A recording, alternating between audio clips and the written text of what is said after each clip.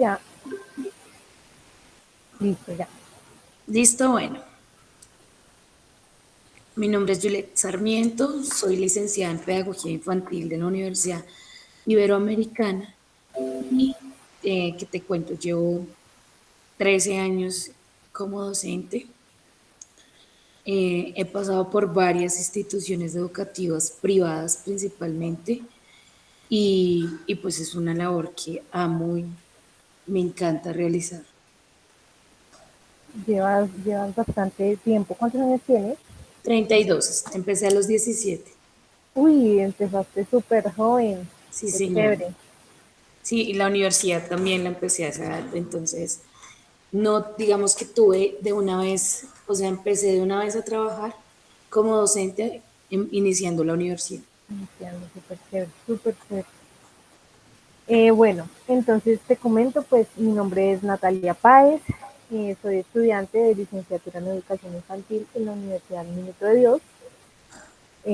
Bueno, ya estoy en noveno semestre y pues nuestro trabajo de grado es una monografía en donde pues tenemos que darle cumplimiento a uno de nuestros objetivos, el cual es una entrevista pues para recopilar todos esos datos que nos sirven de pues de ustedes como docentes ya profesionales y con bastante experiencia. Ujú. Entonces, bueno, eh, entonces pues la idea es como identificar esas estrategias pedagógicas pues que se implementan. Entonces la primera pregunta es, ¿qué estrategias pedagógicas tú utilizas en tu quehacer docente? Bueno, principalmente como docente a través de los años que llevo de experiencia, las estrategias que he notado que surgen mayor efecto o más eficacia son, por ejemplo, la experimentación, el aprendizaje significativo, el aprendizaje a través de el juego, el desarrollo de proyectos de aula, abren muchísimo, muchísimo la mente de los niños. Espérame un segundo. Bueno, abren muchísimo, muchísimo la mente de los niños al aprendizaje. Pienso que una de las principales y más importantes, sí, dale, dame un segundo.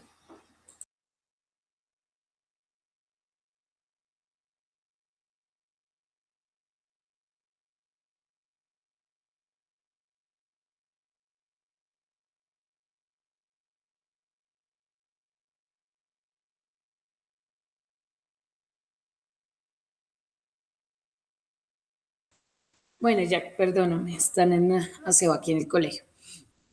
Bueno, Tranquilo.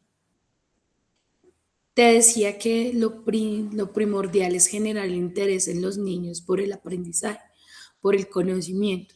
Entonces, ¿tú cómo generas ese, ese interés en los niños? Pues yendo o, ¿cómo se dice? Descubriendo cuáles son sus intereses, sus gustos, sus fascinaciones.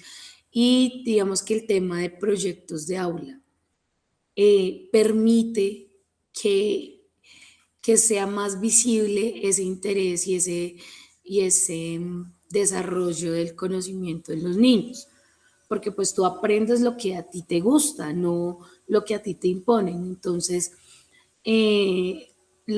por ejemplo, los proyectos de aula facilitan un aprendizaje transversal en el que a partir de un tema determinado tú puedes enseñar las vocales, las letras, a leer, a escribir, a colorear, a saltar, a contar, mejor dicho, tú a partir de un tema puedes eh, enseñar demasiadas cosas. Por eso digo que lo primordial o las mayores estrategias o las mejores estrategias para el desarrollo del aprendizaje son las que permiten que el niño vivencie, experimente, que sean de un tipo significativo y que favorezcan lo que te digo, el interés de los niños, sin imponer el conocimiento.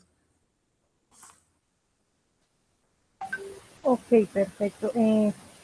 sí, digamos que esos proyectos de aula como que adentran más al niño, ¿cierto?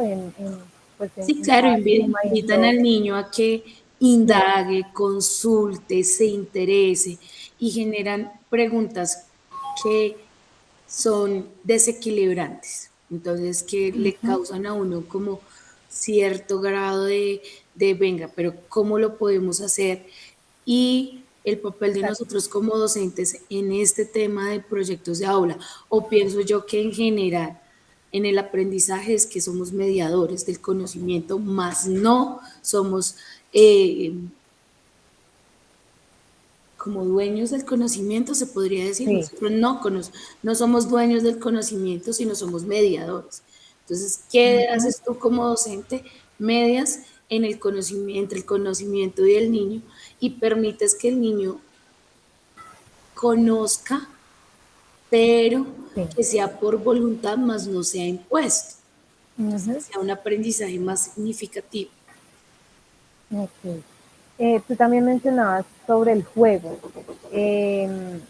¿De qué manera los niños, pues a través del juego, ves tú que pues ellos como que evidencian ese aprendizaje a través del juego? O sea, pues no sé si me hago entender a través de Pues es lo que te preguntas. he dicho básicamente desde el principio, la experimentación.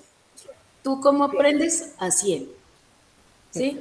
Entonces, por ejemplo, tú tienes un juego, una lotería, tienes un tangram, tienes un rompecabezas, tienes un concéntrese. Si tú lo sabes encaminar y lo sabes guiar, el niño aprende. sí. ¿Sí? ¿Por qué? Porque el niño está experimentando. Yo digo que lo primordial es que haya una experimentación y haya una interacción del niño con el medio. O sea, está bien que juguemos, pero tampoco hay que llevarlo fuera de la realidad. Ujú. Eh, bueno, ¿cuáles son pues esas características de dichas estratégicas? Entonces, digamos, ¿qué características ves tú de los proyectos de aula? Bueno, un proyecto de aula tiene que tener, primero que todo, eh, partir del hecho de que debe ser del interés de los niños, ¿no? Obviamente nosotros somos mediadores y no sé si te estoy entendiendo bien, pero eh, me estás diciendo que cuáles son las características que tienen los proyectos de aula o cuáles son Sí, las partes principales de los proyectos de aula. sí, sí, digamos que qué partes principales debe tener, Bueno, debe tú tener uno tienes en que cuenta. partir de que el papel del docente y el papel del niño son fundamentales, ¿no? El niño es el que crea, o sea, el que dirige, el que genera el proyecto como tal, ¿cierto? Sí, Y el docente es el que guía, nosotros somos mediadores. Obviamente tú tienes que hacer primero que todo unas actividades que genere, nosotros las llamamos actividades generadoras de proyecto. Entonces, en estas actividades, ¿tú qué haces? Botas preguntas que sean diferentes, no tienen que ser preguntas puntuales, sino preguntas que no sean de respuesta única, como decir no o sí, sino que las respuestas sean que den una argumentación en los niños. Entonces, por ejemplo, la pregunta debe ser, ¿qué te gusta hacer? A mí me gusta saltar, correr. Bueno, ¿cómo saltas? ¿Cómo corres? ¿Listo? O sea, la idea y lo primordial en este paso de las actividades generadoras de proyecto es ir más allá de una simple pregunta de, sí, salta y ya, no, sino, bueno, ¿cómo lo haces o por qué lo haces? Buscando una justificación de parte del niño.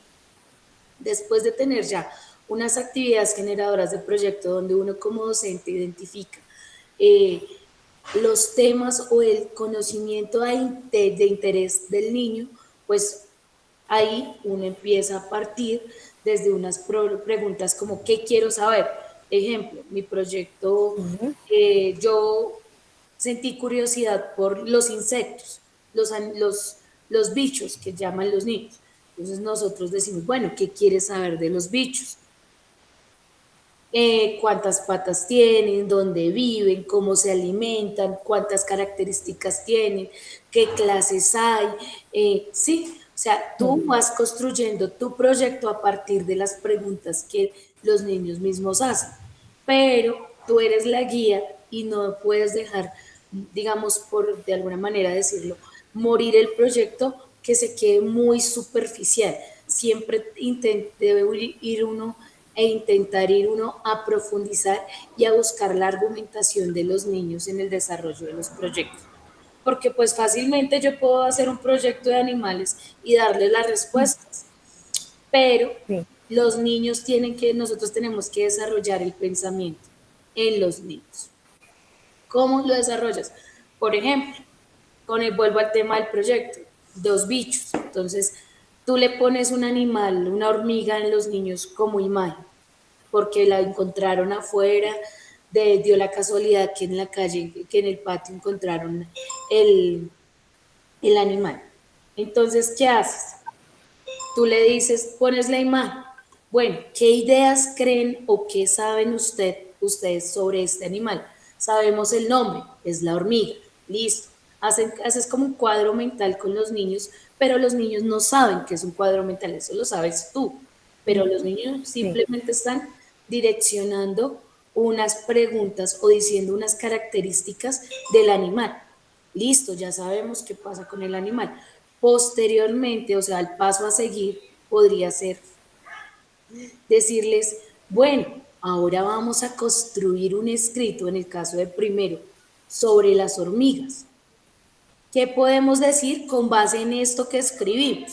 Entonces el niño ya tiene un conocimiento previo, ya sabe que las hormigas comen, no sé, hojas, viven en manadas, pues ya viene el tema de la conceptualización donde el niño es capaz de escribir a partir de sus conocimientos y finaliza con una representación gráfica. Ahí tienes todo un proceso de, de pensamiento y desarrollas el pensamiento sin imponerlo, simplemente llevándolo a que el mismo niño desarrolle ese proceso sin que sea impuesto. Por eso les digo, las actividades en los proyectos y siempre uno como docente tiene que buscar la mediación y no imponer el conocimiento. Entonces, ¿cómo aprendes? Por el juego. ¿Cómo aprendes? Experimentando. Si tú no lo tocas, no sabes si te va a gustar o no te va a gustar. sí. Eh, bueno, tú me mencionas, por ejemplo, en el caso de primero, digamos que los niños están como haciendo visible ese aprendizaje que obtuvieron por medio de un escrito. Entre los niños más chiquitos, ¿cómo crees tú que ellos evidencian ese aprendizaje de los proyectos Pues que se realizan? tienes la expresión Sí, verbal, las artes plásticas, las manualidades. Está bien que un niño de kinder no pueda escribir, pero él tiene grafías, ¿no? O sea, él sí, no tiene una escritura icónica ujú, como la que tienen los niños de primero, pero sí la tiene por medio de grafías. Tú puedes trabajar de pronto algo de el método de letras Negret, a donde tú misma como docente le vas traduciendo al niño lo que él quiere escribir. Ahí incluso está también la representación gráfica. El niño no puede hablar, pero sí puede dibujar. No puede escribir, pero sí puede dibujar. La expresión verbal. Entonces, por ejemplo, en el caso de unos de los niños de kinder, tú haces un álbum de imágenes con los animales y el niño de kinder te dice, ah, mira, Miss, en su corta oralidad te va a decir qué come, qué color tiene, ¿sí? Dónde vive, cuántas patas tiene.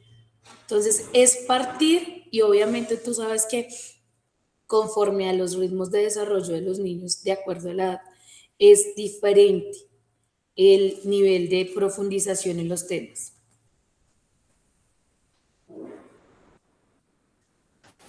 sí, sí, es diferente. Y entonces, Eh, por ejemplo, en grado primero, como yo lo hago, porque yo llevo muchos años en grado primero, ¿qué hacemos nosotros? Nosotros leemos un cuento, pero no solo lo leemos, sino que hacemos las preguntas que yo te digo que hacen que los niños argumenten, que son las preguntas literales y inferenciales, que son las que tú dices, bueno, ¿qué pasó al inicio?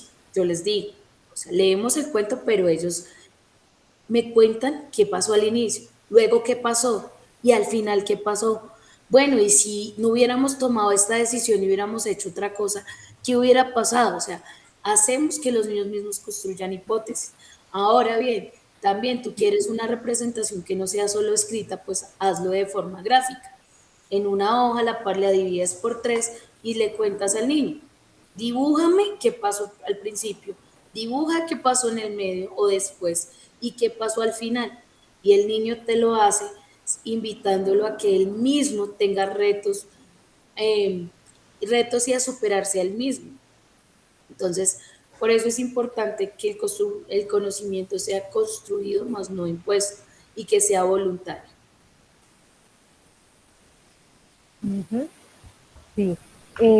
Digamos que partiendo de lo que tú dices, de esa, digámoslo así, poca oralidad que ellos van teniendo a esa edad, eh, ¿qué acciones específicas utilizas tú para el desarrollo de la oralidad en los niños y en las niñas?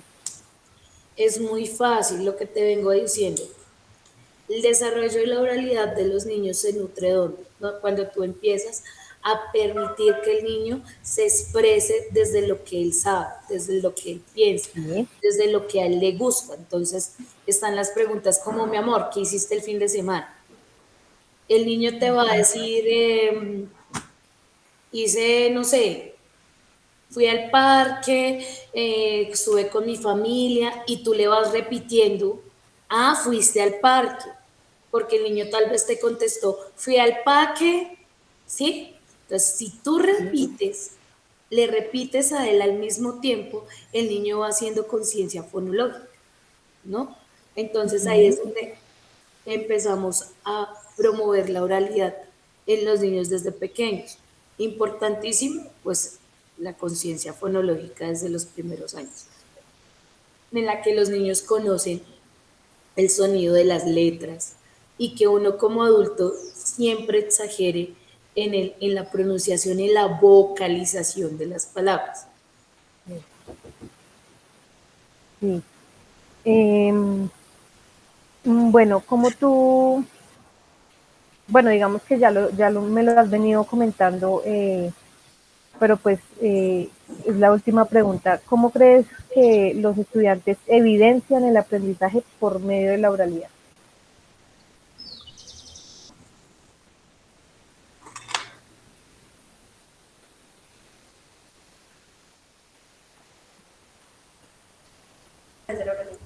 Bueno, a través de la oralidad puntualmente, ¿cómo lo vemos? Pues cuando ellos se exponen, hacen sus exposiciones, incluso en la vida cotidiana, cuando ellos están hablando sin hablar, sin que repitan como si estuvieran repitiendo algo de memoria, sino que te lo cuenten y te lo relaten como si estuvieran contando una historia vivida hace poco tiempo, por ejemplo, cuando hablan con sus compañeritos, cuando se expresan y pienso que para que esa oralidad fluya y uno la pueda ver muy evidenciada, es que tú debes saber preguntar, o sea, dejar las preguntas del sí y el no, sino también permitir que los niños argumenten y preguntar sobre preguntas, no solamente, ¿qué te gusta comer? A mí me gusta comer hamburguesa, una pregunta totalmente cerrada.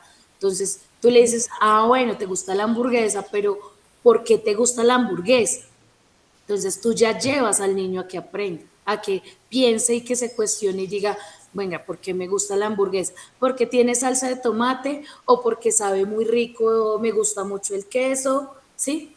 Y ya luego tú vas a otra pregunta de, ah, bueno, ¿y con qué comes la hamburguesa? ¿Sí ves? Entonces tú vas haciendo una construcción de un conocimiento a partir de lo que los niños, de los intereses de los niños. Entonces, por eso es importante que sepas tú como maestro preguntar y dejar las preguntas cerradas a un lado.